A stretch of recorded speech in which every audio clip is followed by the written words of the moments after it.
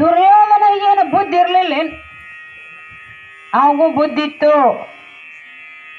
ಆದ್ರೆ ಬುದ್ಧಿ ಇದ್ರೂ ಕೂಡ ಶ್ರೇಷ್ಠ ಯಾರಿಗೆ ಬಂತು ಅಂದ್ರೆ ದುರ್ಯೋಧನಗೆ ಬರಲಿಲ್ಲ. ಯಾರಿಗೆ ಬಂತ್ರಿ? ಅರ್ಜುನನಿಗೆ ಬಂತು ನೋಡು. ಆ ಬುದ್ಧಿಯನ್ನ ಹಂಗಾರೆ ಜ್ಞಾನ ಇಲ್ಲ ಅವನಿಗೆ, ಅದರ ಜ್ಞಾನ ಇತ್ತು, ಬುದ್ಧಿಯನ್ನು ಬಳಸಕ್ ಬರಲಿಲ್ಲ. ಒಮ್ಮೆ ಪಿತಾಮಹ ಭೀಷ್ಮ ದುರ್ಯೋಧನನ ಕೇಳಿದಂತೆ, ಅಲ್ಲೋ ನೀನು ಎಂಥ ವಿದ್ಯಾವಂತ, ಎಂಥ ರೂಪವಂತ, ಐಶ್ವರ್ಯವಂತ, ಅಷ್ಟೇ ಅಲ್ಲ ನೀನು ಕುಲವಂತ, ಅಷ್ಟೇ ಅಲ್ಲ ನೀ ಬಳಗವಂತ. ಎಷ್ಟು ಮಂದಿ ಬಳಗ ಗೊತ್ತೇನೋ ಅವನಿಗೆ? ಎಷ್ಟು ಮಂದಿ ಅಣ್ಣ ತಮ್ಮರ್ರಿ ದುರ್ಯೋಧನಿಗೆ? ನೀನು ಆರ್ಯ ಪದಕರ್ತೇನೋ ವಂದನ ಮಾಡಿಸಿಕೊಳ್ಳಲಿಕ್ಕೆ ಯೋಗ್ಯನಾದಂಥವನು ನೀನು. ಯಾರು? ದುರ್ಯೋಧನ. ಯಾರಿಂದ ವಂದನ ಮಾಡಿಸ್ಕೊಳ್ಳಿಕ್ಕೆ?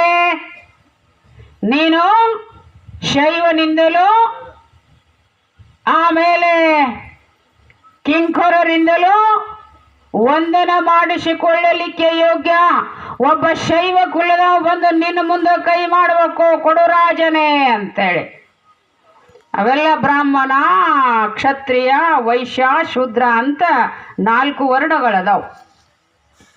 ಅಂತೂ ಇಂತೂ ಏನು ಅಂದ್ರೆ ಒಬ್ಬ ಶೈವ ಬಂದ ನಿನ್ನ ಮನೆ ಮುಂದೆ ಕೊಡು ರಾಜನೇ ಹೇಳಬೇಕು, ಒಬ್ಬ ಶೂದ್ರ ಬಂದ ನಿನ್ನನ್ನೇ ಕೇಳಬೇಕು, ಉತ್ತಮ ಕುಲದವನಾದ ಬ್ರಾಹ್ಮಣನಾದರೂ ಕೂಡ ನಿನ್ನ ಮನೆ ಮುಂದೆ ಬರಬೇಕು, ಕೊಡು ರಾಜ ಅಂತೇಳಿ. ಅಂತಾನು ನೀನು ಎಲ್ಲರಿಂದ ವಂದನೆ ಮಾಡಿಸಿಕೊಳ್ಳಲಿಕ್ಕೆ ಯೋಗ್ಯನಾದಂಥವನು ದುರ್ಯೋಧನ ನೀನು. ಆದ್ರೆ ಹಿಂಗ್ಯಾಕೆ ಮಾಡುತ್ತಿದ್ದಿ ಅಂದ. ಅವ ದುರ್ಯೋಧನ ಒಂದು ಮಾತು ಹೇಳಿದ, ಪಿತಾಮಹ ನನಗೆಲ್ಲ ಬುದ್ಧಿ ಕೆಡಾಕತ್ತೈತೆ ಅನ್ನೋದು ಗೊತ್ತದ, ಆದ್ರೆ ಸಂರಕ್ಷಣೆ ಮಾಡ್ಕೊಳಕ್ ಬರುವಲ್ದು ಅಂದಂತ ನೋಡ್. ನಿಮಗ್ ಗೊತ್ತಾಗಂಗಿಲ್ಲೇನು? ಭಾಳ ಮನೆಯಾಗ ತುಡುಗು ಮಾಡಿದ್ರೆ ಜಗಳ ಹತ್ತೈತಂತ ಗೊತ್ತೈತಿಲ್ರಿ. ಏನು ತುಡುಗು ಮಾಡೋದು? ಗಂಡ ಪ್ಯಾಂಟ್ ಕಳೆದು ಹಾಕನ, ರೊಕ್ಕ ತುಡುಗು ಮಾಡೋದು, ಹೆಂಡತಿ ತೆಗೆದಿಟ್ಟು ಅಕ್ಕಿ ತುಡುಗು ಮಾಡಿ ಸೆರೆ ಅವರು ಕೊಡೋದು, ಜೋಳ ತುಡುಗು ಮಾಡೋದು, ಹೆಂಡತಿಯಲ್ಲಿ ಕಿಲಿ ಕೈ ರೊಕ್ಕ ಇಟ್ಟಿರ್ತಾಳೆ ತಗೊಂಡು ಹೋಗೋದು, ಇದನ್ನು ತಗೊಂಡು ಹೋದ್ರೆ ಜಗಳ ಹಾಕೈತಿ ಅನ್ನೋದು ಗೊತ್ತೈತಿಲ್ಲ? ಗೊತ್ತೈತಿ, ಕರೆ ಮಾಡೋದು ಬಿಟ್ಟಾರೇನು? ಮಾಡೋದು ಯಾರ ಬಿಟ್ಟಾರೇನು? ನಮ್ಮ ಕಡೆ ಮಾಡ್ತಾರೆ. ಮತ್ತು ಗಂಡ್ಮಕ್ಳು ರೊಕ್ಕ ಹೆಣ್ಮಕ್ಳು ತುಡುಗು ಮಾಡೋದು, ಹೆಣ್ಮಕ್ಳು ರೊಕ್ಕ ಗಂಡ್ಮಕ್ಳು ತುಡುಗು ಮಾಡೋದು. ನಡಿ, ಹೆಣ್ಮಕ್ಳು ತುಡುಗು ಮಾಡಿದ್ದು ಚಲೋ, ಕಡಿ ಕಟ್ಟಟ್ಟು ಬಂಗಾರ ಬರ್ತಾವೆ. ಇವೇನಿಲ್ಲ, ಹೋಗಿ ಒಟ್ಟು ಶರೀರದ ಅಂಗಡಿ ಕೊಟ್ಟು ಬರ್ತಾವೆ, ಲುಕ್ಷಾನಿಗೆ ರೇಖಿ ಇವೆಲ್ಲ. ಆಗ ಹೇಳ್ತೇನಂತೆ ದುರ್ಯೋಧನ ಹೇಳ್ತಾ ಇದ್ದಾನೆ, ಜಾನಾಮಿ ಧರ್ಮಂ ನಚಮೇ ಪ್ರವೃತ್ತಿ, ಜಾನಾಮಿ ಅಧರ್ಮಂ ನಚಮೇ ನಿವೃತ್ತಿ.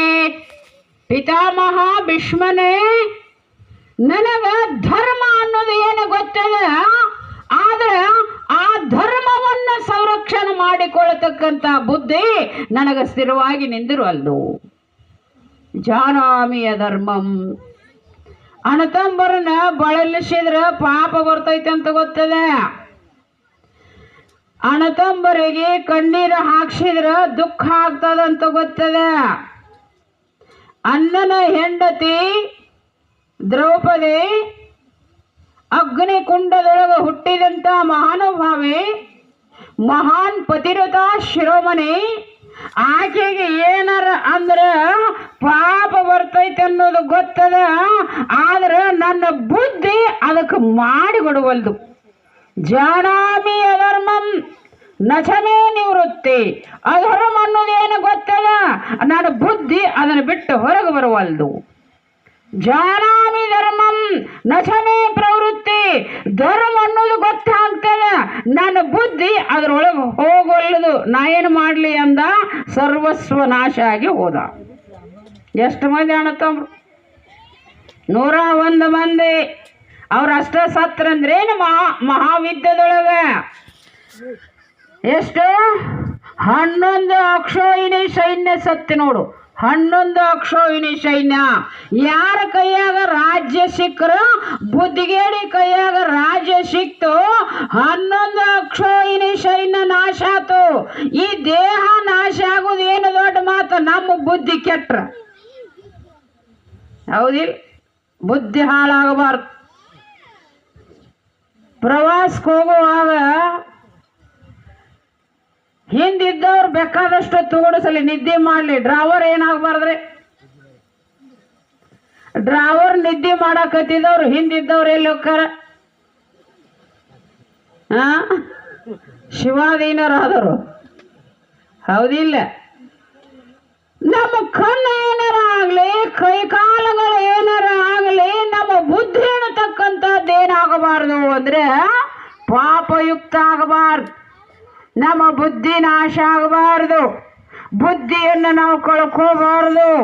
ಬುದ್ಧಿಯನ್ನು ಹೆಂಗೆ ಜೋಪಾನ ಮಾಡಿ ಇಡಬೇಕಂದ್ರೆ ಬಂಗಾರ ಎಷ್ಟು ಚಂದ ಜೋಪಾನ ಮಾಡಿ ಇಡ್ತೀರಲ್ಲ, ಬಂಗಾರ ಹೆಂಗೆ ಇಡ್ತೀವ್ರಿ? ಏನು ಅದೇನು ಬಿಡು, 1-2 ಗುಂಜಿ ಐತೆ ಅಲ್ಲೇ ಹೋಗಿ ಅಂತೀರಿ.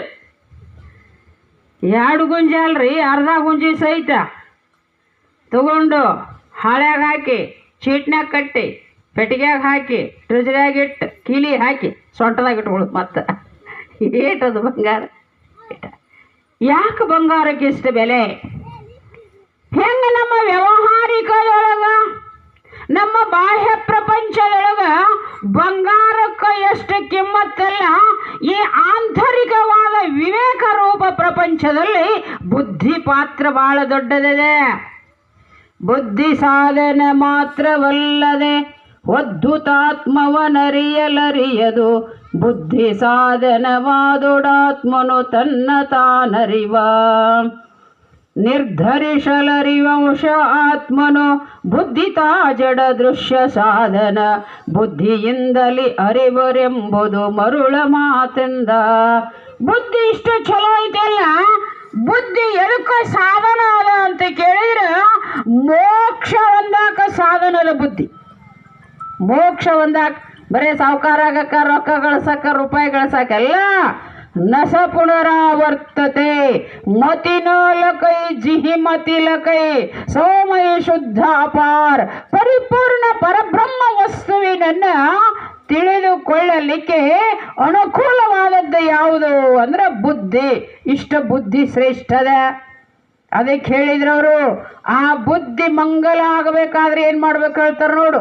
ಬುದ್ಧಿ ಶುದ್ಧ ಆಗಬೇಕಾದ್ರೆ ಏನು ಮಾಡಬೇಕು? ನಿಮ್ಮ ಮೈಯಾಗಿನ ಅರಿವಿ ಹೊಲಸು ಆದ್ರೆ ಏನು ಮಾಡ್ಬೇಕ್ರಿ? ಇದನ್ನೇನು ಶಾಸ್ತ್ರ ಕೇಳೋದನ್ನು? ಅರಿವಿ ಹೊಲಸಾದವು ಅಂದ್ರೆ ಸಾಬೂನು ಪುಡಿಯಾಗ ಹಾಕಿ ಶಿಸ್ತಂಗೆ ಕಲ್ಲಿಗೆ ಬಡಿದು ಒಗೆದ್ರೆ ಏನಾಗ್ತಾವ? ಅರಿವಿ ಹೊಲಸ ಇದ್ದದ್ದು ಹೋಗಿ ಸ್ವಚ್ಛ ಆಗ್ತಾವೆ. ತಲೆ ಹೊಲಸ ಆತಂದ್ರೆ ತಲೆ ಹೊಲಸಾಗೈತೆ ಅಂತ ಪಂಚಾಂಗ ಕೇಳಕ್ಕೆ ಹೋಗ್ತಾರೆ ಏನು ಯಾರು? ಇಲ್ಲ, ಅದನ್ನು ತೊಳೆದ್ರೆ ಸ್ವಚ್ಛ ಆಗ್ತದೆ. ಹೌದಿಲ್ಲ?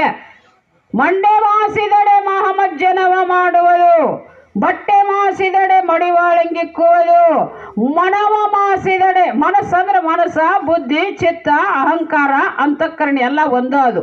ಮನವ ಮಾಸಿದಡೆ ನಮ್ಮ ಬುದ್ಧಿ ಹೊಲಸಾತಂದ್ರೆ ಏನು ಮಾಡ್ಬೇಕಂದ್ರೆ ಕೂಡಲ ಸಂಗನ ಶರಣರ ಅನುಭಾವದಲ್ಲಿಕ್ಕುವುದು. ನಮ್ಮ ಬುದ್ಧಿ ಹೊಲಸಾಗಕತ್ತೈತಿ ಅಂದ್ರೆ ಶಾಸ್ತ್ರ ಕೇಳ್ಬೇಕು ನೋಡು. ಏನು ಮಾಡಬೇಕು? ಪ್ರವಚನ ಕೇಳಬೇಕು, ಸತ್ಸಂಗ ಮಾಡಬೇಕು, ಉತ್ತಮರ ಸಂಘ ಮಾಡಬೇಕು. ಉತ್ತಮರಂದ್ರೆ ಯಾರು? ಉತ್ತಮರಂದ್ರೆ ಯಾರು? ಉತ್ತಮರಂದ್ರೆ ಭಾಳಷ್ಟು ಚಲೋ ಅರ್ವಿ ಹಾಕೊಂಡವ್ರಲ್ಲ. ಉತ್ತಮರಂದ್ರೆ ಯಾರು? ಆ ಪರಬ್ರಹ್ಮ ಪರಮಾತ್ಮನ ಚಿಂತನ ಮಾಡಕ್ಕೆ ಹಚ್ಚವರು, ಧ್ಯಾನ ಮಾಡಕ್ಕೆ ಹಚ್ಚವರು, ದಾನ ಮಾಡಕ್ಕೆ ಹಚ್ಚವರು, ಜಪ ಮಾಡಕ್ಕೆ ಹಚ್ಚವರು, ಪುಣ್ಯ ಕೆಲಸ ಮಾಡಕ್ಕೆ ಯಾರ್ಯಾರು ಹಚ್ತಾರಲ್ಲ ಎಲ್ಲರೂ ಉತ್ತಮರನ. ಅವ್ರು ಯಾರು ಯಾಕಿರೋಲ್ರ, ಹೆಣ್ಮಕ್ಳಿರಲಿ ಗಂಡು ಮಕ್ಳಿರಲಿ, ಅವ್ರಿರಲಿ ಇವ್ರಿರಲಿ ಯಾರೋ ಇರಲಿ, ಅವ್ರ ಆರಾಧಡೇನೋ ಯಾರ ಆದ್ರೆ ಏನಾಗಬೇಕಾಗಿದೆ? ನಿನ್ನ ಸತ್ಸಂಗ ಮಾಡಕ್ಕೆ ಹಚ್ಚತಾರಂದ್ರೆ ಅವರ ಉತ್ತಮರು, ಅವರ ಉತ್ತಮರು. ಆದ್ದರಿಂದ ನಾವೇನು ಮಾಡ್ಬೇಕು? ಉತ್ತಮರಂದ್ರೆ ಹೆಂಗಿರ್ತಾರೆ? ನಮ್ಮ ಅಪ್ಪಗಳು ಒಂದು ಕತೆ ಹೇಳ್ತಿದ್ರು. ಏನ್ರಿ, ಒಬ್ಬ ಬ್ರಾಹ್ಮಣಗೆ ಬಡತನ ಬಂತಂತ. ಇದೊಂದು ಕತೆ ಹೇಳ್ಬಿಡ್ತೀನಿ ನಿಮಗೆ, ನಿದ್ದೆ ಬರಾಕತ್ತೈತೆ. ಒಬ್ಬ ಬ್ರಾಹ್ಮಣಗೆ ಬಡತನ ಉತ್ತಮರು ಹೆಂಗಿರ್ತಾರ, ಬ್ರಾಹ್ಮಣಗ ಬಡತನ ಬಂತಂತ ಎಲ್ಲ ಇದ್ದು ಸಾಮಾನು ಮಾರಿ 1 ಎಕರೆ ಹೊಲ ಉಳಿದಿತ್ತು. ಅದು 1 ಎಕರೆ ಹೊಲ ಯಾರಿಗೆ ಮಾರಿದ ಅಂದರೆ ಚಲೋ ರೈತಗೆ ಕೊಡ್ಬೇಕು, ಚಲೋ ಬಿತ್ತಿ ಬೆಳೆಯವ್ ಕೊಡ್ಬೇಕು. ಯಾವಾಗಾರ ಕೊಟ್ರೆ ಬೆಳಿಲಾರ್ದ ಹಂಗೆ ಭೂಮಿ ಪಡ ಕೆಡಿಬಾರ್ದು ಅಂತ ತಿಳ್ಕೊಂಡು ನೀವು ಹೊಲ ಫಲ ಕೊಡಬೇಕಾದ್ರೆ ಚಲೋ ಮಾಡ್ಕೊಂಡು ತಿನ್ನೋವು ಕೊಡ್ಬೇಕು, ಮಾರ್ಕೊಂಡು ತಿನ್ನೋವು ಕೊಡಬಾರ್ದು. ಹೊಲ ಯಾರಿಗೆ ಕೊಡ್ಬೇಕ್ರಿ? ಮಾಡ್ಕೊಂಡು ತಿನ್ನೋವು ಕೊಡ್ಬೇಕು, ಮಾರ್ಕೊಂಡು ತಿನ್ನೋವು ಕೊಡಬಾರ್ದು. ಮಗಳನ್ನ ಚಲೋ ಮಣಿತನ ನೋಡಿ ಕೊಡ್ತೀರಿಲ್ಲ, ಯಾಕಂದ್ರೆ ಆಕಿನ ಜಾಪಾನ ಮಾಡೋವಾಗ ನೋಡಿ ಕೊಡ್ತೀರಿಲ್ಲ. ಭೂಮಿ ಅಂದರು ಆಕೆ ಹೆಣ್ಮಗಳು, ಮಗಳಾಕಿ ಹೆಣ್ಣು ಮಗಳು, ಭೂಮಿಗೆ ಮಾತಾ ಅಂತ ಕರಿತೀರಿಲ್ಲ. ಚಲೋ ಮನುಷ್ಯ ಕೊಡಬೇಕು ಅಂತ ತಿಳ್ಕೊಂಡು ಅವ ಏನು ಮಾಡಿದ ಅಂದರೆ ಒಳ್ಳೆ ಒಕ್ಕಲಿಗನಿಗೆ 1 ಎಕರೆ ಹೊಲ ಕೊಟ್ಟ. ಅವ ಭಾಳ ದುಡಿಯವ, ಮಣ್ಣಿಗೆ ಮಣ್ಣಾಗಿ ದುಡಿಯವ.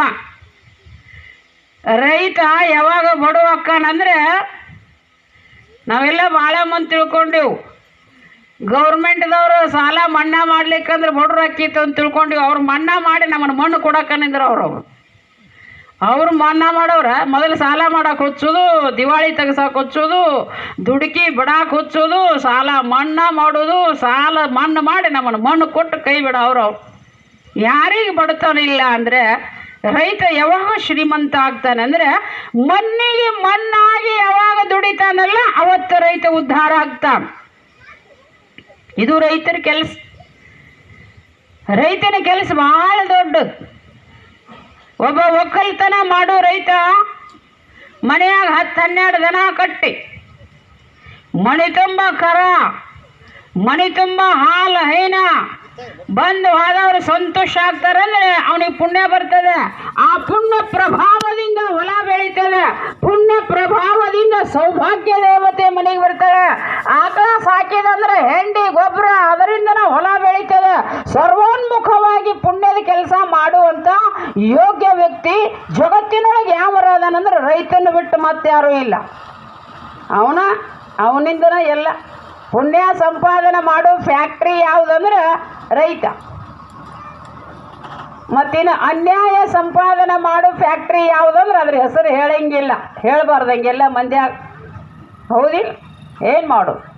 ಒಬ್ಬ ರೈತಗ ಹೊಲ ಕೊಟ್ಟ ಬ್ರಾಹ್ಮಣ ಒಳ್ಳೆ ರೈತವನು. ಭೂಮಾತೆ ಅಂದ್ರೆ ನನ್ನ ಪ್ರಾಣ ಅಂತ ತಿಳ್ಕೊಂಡು ಎಲ್ಲೆಲ್ಲಿ ಕರಿ ಕೈತಿ ಅಡ್ಡಾಕತ್ತಿದ, ಕಸ ತೆಗಿಯಾಕತ್ತಿದ, ಸ್ವಚ್ಛ ಮಾಡಾಕತ್ತಿದ.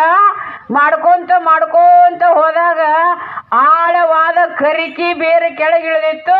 ಇವತ್ತಿನ ಕಾಲ ನಂಗೆ JCB ಇರಲಿಲ್ಲ, ಹಡ್ಡಿ ತೆಗಿಬೇಕಾಗಿತ್ತು.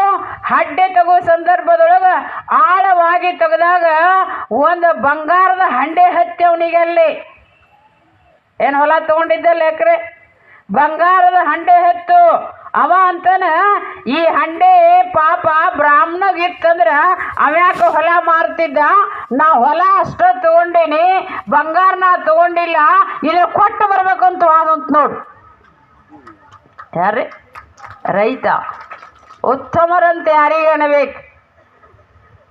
ಹಿಂಗ ಕೊಟ್ಟು ಬರಬೇಕು ಅಂತ ತಿಳ್ಕೊಂಡು ಬಂಗಾರ ಹಂಡೆ ತಗೊಂಡು ಬೆಳಗಿನ ಸಮಯ ಬ್ರಾಹ್ಮಣ 5 ಗಂಟೆಗೆ ಪೂಜೆ ಮಾಡಿ ಸೂರ್ಯದೇವನಿಗೆ ನಮಸ್ಕಾರ ಮಾಡ್ತಿದ್ದ.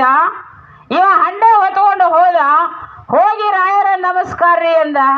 ಯಾಕೆ ಬಂದೆಪ್ಪ ಅಂದ. ನೋಡ್ರಿ ರಾಯರ, ನಿಮ್ಮ ಹೊಲದಾಗ ಬಂಗಾರ ಹಂಡೆ ಸಿಕ್ಕದ, ನಾ ಹೊಲ ಅಟ್ಟ ತಗೊಂಡಿನಿ, ಈ ಹಂಡೆ ನಿಮ್ಮದೈತಿ, ನೀವು ತಗೋರಿ ಅನ್ನ. ಅವಂತನ ಬ್ರಾಹ್ಮಣ, ಅಪ್ಪ ಹೊಲ ಕೊಟ್ಟಿನಂದ್ರೆ ಹೊಲದಾಗಿದ್ದಷ್ಟು ನಿನಗ ಸಂಬಂಧ, ನಾವು ಅಲ್ಲಿ ಅಂದವ.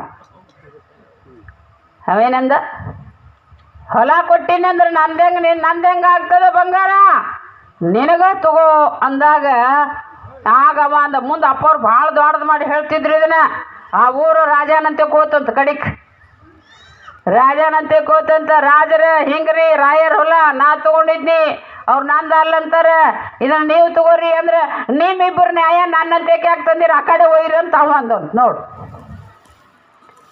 ಮತ್ತದನ್ನ ಏನು ಮಾಡಿದ್ರು ಅಂತ ಹಿಂಗ ಒಬ್ರು ನನಗೆ ಕೇಳಿದ್ರು. ಅದನ್ನ ಹಂಗ ಇಟ್ಟಾರಂತ ಅಂತ ನಾನಿ ಅವ್ ಪ್ರವಚನ ಮುಗಿದಿಂದ ನಾನು ಎಲ್ಲಿ ಇಟ್ಟಾರ ಅವ್ರಂತ ಹೇಳಿ ಎಲ್ಲಿಟ್ಟಾರ ಹೇಳ್ರಿ, ರಾತ್ರಿ ಹೋಗ್ಬೇಕಂತ ಮಾಡೀನಿ ಅಂತ. ಯಾರು ಹಿಂಗೆ ಉತ್ತಮರಂದ್ರೆ ಹೆಂಗಿರ್ತಾರೆ ಅಂದ್ರೆ ಇವ್ರಿಗೆ ಉತ್ತಮರನ್ಬೇಕು. ಎಲ್ಲಿ ತಂದೆ ತಾಯಿಯ ಬಿಟ್ಟು ಹೆಂಡರ ಮಾಯಗೊಳಗಾಗಿ ಬಾಯಿ ಬಡಿಯುತ್ತೆಲ್ಲವನು ಮಕ್ಕಳಿಗಿತ್ತ ಮಮತೆಯಲಿ. ನೋವಿ ನುಡಿದಾರೆನಲಿಲ್ಲ ನ್ಯಾಯ ನಿಖರದಿ ನಡೆವ ಲುಬ್ಧಗೆ ನಾಯಕ ನರಕವಲ್ಲದೆ ಮೋಕ್ಷವಿಲ್ಲೆಂದ. ಯಾರು ನಂದು ನನಗಾಗ್ಲಿ, ನಂದು ನನಗಾಗ್ಲಿ, ನಂದು ನನಗಾಗ್ಲಿ ಅಂತ ಏನಂತಾರಲ್ಲ, ಇಂಥವ್ರಿಗೆ ನರಕ ಆಗ್ತದೆ. ಇವ್ರಿಗೆ ಉತ್ತಮರನಂಗಿಲ್ಲ. ಆದ್ದರಿಂದ ನಮ್ಮ ಬುದ್ಧಿ ಹೇಳ್ತಕ್ಕಂಥದ್ದು ಪರಿಶುದ್ಧ ಆಗಬೇಕಾಗಿತ್ತಂದ್ರೆ ನಿಮ್ಮ ಮೊಬೈಲ್ ಅದು ಮಾತಾಡಕ್ಕೆ ಬರಬೇಕು, ವಾಟ್ಸಪ್ ಮಾಡಕ್ಕೆ ಬರಬೇಕು, ಗೇಮ್ ಆಡಕ್ಕೆ ಬರಬೇಕು. ಅದ್ರಾಗ ನೀವೆಲ್ಲ ಪಿಕ್ಚರ್ ನೋಡಕ್ಕೆ ಬರ್ಬೇಕಂದ್ರೆ ಅದ್ರೊಳಗೆ ಏನಿರ್ಬೇಕು? ನೀವು ಎಷ್ಟು ಬಂದಿದ್ರೆ ಒಟ್ರ ಕೈಯಾಗ ಒಂದೊಂದು ಮೊಬೈಲ್ ಅದಾವ. ಖರೆ ಹೇಳ್ರಿ, ನೀವು ಏನಿರ್ಬೇಕು ಅದ್ರಾಗ? ಏನಿರ್ಬೇಕ್ರಿ? ಏನಿರ್ಬೇಕ್ರಿ ಮರ? ಅದ್ರಾಗ ಚಾರ್ಜ್ ಇರ್ಬೇಕು. ಚಾರ್ಜ ರೊಕ್ಕ ಅದಕ್ಕಿಂತನೂ ಏನಿರ್ಬೇಕು ಅದ್ರೊಳಗೆ? ಚಾರ್ಜ್ ಇರ್ಬೇಕು. ಚಾರ್ಜ್ ಏನು ಮಾಡ್ಕೊಂಡಿರಲ್ಲ, ರೊಕ್ಕ ಎಷ್ಟು ಕೊಟ್ರಿ ಅದಕ್ಕೆ?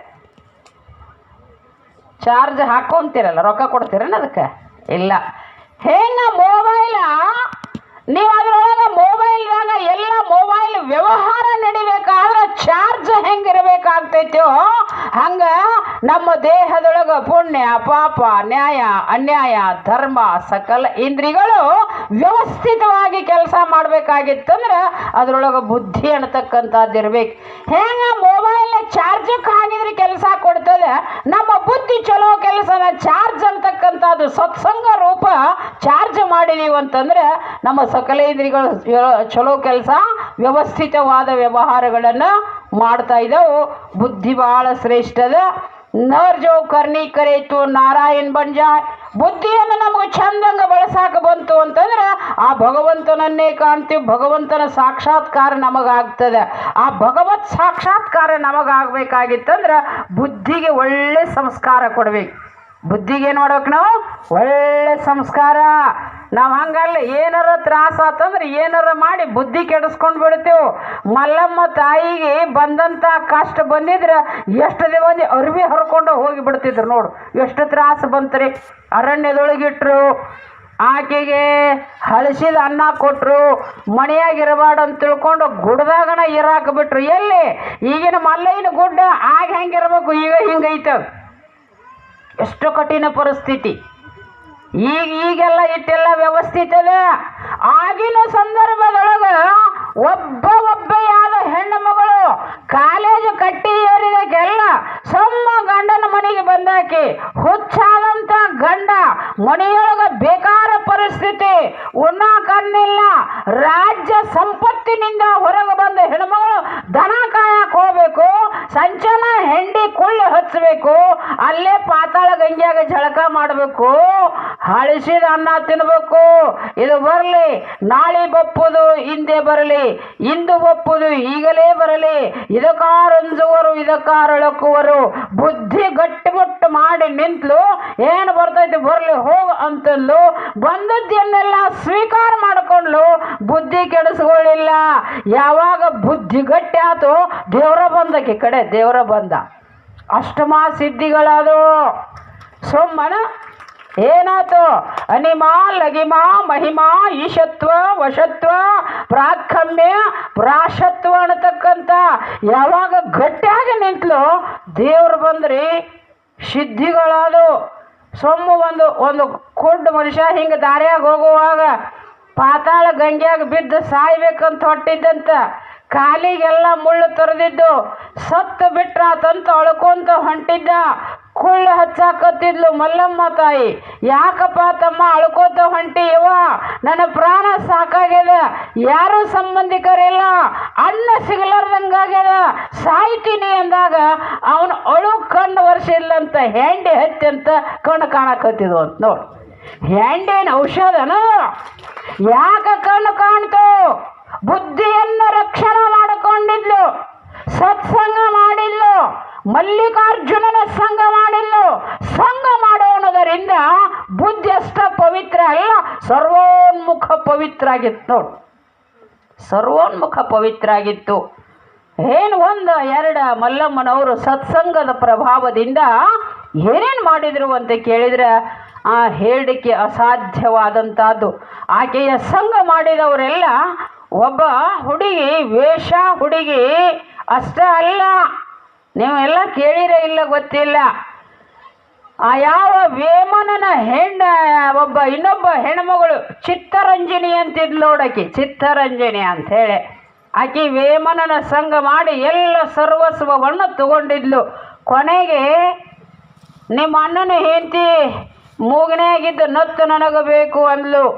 ಅದನ್ನು ಓದು ಕೊಟ್ಟ. ಆಕೆಯ ನತ್ತು ಸ್ಪರ್ಶ ಮಾಡೋಣದರಿಂದ ಆಕೆ ಪಾಪ ನಾಶ ಆಗಿ ಓಡಿ ಬಂದು ಪಾದಕ್ಕೆ ಬಿದ್ದು ಕೇಳ್ತಾ ಇದ್ದಾಳ, ತಾಯಿ ನಿನ್ನ ನತ್ತು ನನ್ನ ಕೈಯಾಗ ಹಿಡಿಗೊಡ್ದನ ನನ್ನ ಪಾಪ ನಾಶ ಆಗ್ಯದ, ಬುದ್ಧಿಯೊಳಗ ಜಾಗೃತ ಬಂದದ, ನನ್ನ ಧನ್ಯ ಮಾಡು, ನನ್ನ ಪುಣ್ಯಾತ್ಮಳನ್ನು ಮಾಡು, ನನ್ನ ಪಾಪದಿಂದ ಮುಕ್ತ ಮಾಡಂದಾಗ ಒಬ್ಬ ವೇಷಿಯನ್ನು ಸಹಿತ ಒಬ್ಬ ಶರಣೆಯನ್ನು ಮಾಡಿದ್ದು ಯಾವುದು ಅಂದ್ರೆ ಸತ್ಸಂಗ. ಸತ್ಸಂಗ ಒಬ್ಬ ವೇಷ ಹೆಣ್ಮಗಳನ್ನು ಒಬ್ಬ ಶರಣೆಯನ್ನಾಗಿ ಮಾಡುತ್ತದೆ ಅಂತಂದರೆ ಅದು ಎದರ ಪ್ರಭಾವ ಅಂದರೆ ಸತ್ಸಂಗದ ಪ್ರಭಾವ. ಸತ್ಸಂಗ ಬಹಳ ದೊಡ್ಡ ಕೆಲಸ ಕೊಡ್ತಾ ಇದೆ. ಸಂಘ ಎರಡು ಉಂಟು, ಒಂದು ಹಿಡಿ ಒಂದು ಬಿಡು. ಒಂದು ದುಷ್ಟ ಸಂಘ ತಜೈ ದುರ್ಜನ ಸಂಸರ್ಗಾತ್ ಭಜೈ ಸಾಧೋ ಸಮಾಗಮ ಕುರು ಪುಣ್ಯ ಅಹೋರಾತ್ರೋ ಸ್ಮರ ನಿತ್ಯ ಅನಿತ್ಯತಾಮ್ ಅಂತ ತಿಳ್ಕೊಂಡು ಸುಭಾಷಿತದಲ್ಲಿ ಬಹಳ ಸುಂದರ ಮಾತನ್ನು ಹೇಳ್ತಾರೆ. ಪ್ರಯತ್ನ ಮಾಡಿ ದುಷ್ಟ ಸಂಘ ಬಿಡಕ್ಕೆ ಕಲಿಬೇಕು, ಪ್ರಯತ್ನ ಮಾಡಿ ಸತ್ಸಂಗವನ್ನು ನಾವು ಮಾಡಬೇಕು, ಬಹಳ ಪ್ರಯತ್ನ ಮಾಡಬೇಕು. ಪ್ರಯತ್ನದಿಂದ ಇದು ಬುದ್ಧಿ ಪರಿಶುದ್ಧತೆ, ಏಕಾಗ್ರತೆ, ಬುದ್ಧಿಯಲ್ಲಿ ವಿವೇಕ ಬರಬೇಕಾಗಿತ್ತು ಅಂದ್ರೆ ಇದು ಪ್ರಯತ್ನ ಸಾಧ್ಯದ. ನಾವೇನು ಮಾಡಬೇಕಂದ್ರೆ ಕೈಲಾದಷ್ಟು ಮಟ್ಟಿಗೆ ಸತ್ಸಂಗ ಮಾಡೋದು. ಯಾರು ಕೂಡ ಮಾತಾಡಕತ್ತಿದ್ರೆ ಮಂದಿ ಸುದ್ದಿ ಮಾತಾಡಕತ್ತಿದ್ರೆ ಅಲ್ಲಿ ಒಟ್ಟ ನಿಂದಿರಬೇಡ್ರಿ, ನೋಡು ಒಟ್ಟ ನಿಂದಿರಬೇಡ್ರಿ, ಪಾಪ ಬರ್ತೈತೆ ನಿಮಗೆ. ಮಂದಿ ಸುದ್ದಿ ಮಾತಾಡಕತ್ತಿದ್ರೆ ಅಂದ್ರೆ ಒಟ್ಟ ನಿಂದಿರಬೇಡ್ರಿ, ಬಿಟ್ಟು ಬಂದುಬಿಡ್ರಿ. ನಿಮಗೆ ಏನಾರ ಮಾತಾಡಂಗೆ ಒಳಗೆ ಹಾಕಿತ್ತಂದ್ರೆ ಬಾಯಿ ಗಟ್ಟಂಗೆ ಮುಚ್ಚ್ರಿ. ಮುಚ್ಚಿದ್ರೆ ಕೇಳಿಲ್ಲ ಅಂದ್ರೆ ಒಂದು ಅರ್ವಿ ಕಟ್ರಿ, ಅರ್ವಿ ಕಟ್ಟಿದ್ರೆ ಕೇಳಿಲ್ಲ ಅಂದ್ರೆ ಮನೆಯಾಗ ಹೋಗಿ ಮಕ್ಕೋರಿ. ಮಕ್ಕೊಂಡಿಂದ ಮಾತಾಡಂಗೆ ಆಕೈತಂದ್ರೆ ತೋರ್ಸ್ಕೌದಿ ಹೊತ್ಕೊಂಡು ಮಕ್ಕೋರಿ. ಇದು ಸತ್ಸಂಗದ ಲಾಭ. ನಾವು ಪುಣ್ಯಾತ್ಮರಾಗಕ್ಕೆ ಬಂದೆವು, ಪುಣ್ಯ ಪಡ್ಕೊಳಕ್ಕೆ ಬಂದೆವು. ಮನುಷ್ಯ ಶರೀರ ಎದಕ್ಕಾಗಿ ಬಂದಿಲ್ಲ. ಸುಮ್ಮನೆ ಆ ಕಡೆ ಟೈಮ್ ಹಾಳಾಯ್ತು ಅಂದರೆ ನಮ್ಮ ಆಯುಷ್ಯ ಹಾಳಾಗ್ತದೆ. ಒಂದು ದಿವಸ ಹೋದ್ರೆ ಒಂದು ಆಯುಷ್ಯ ಹೋಗ್ತದೆ. ದಿನ ನಮ್ಮ ಆಯುಷ್ಯ ಅಂತಕ್ಕಂಥದ್ದು ನಾಶ ಹಾಕ್ಕೊಂತ ಹೊಂಟದ.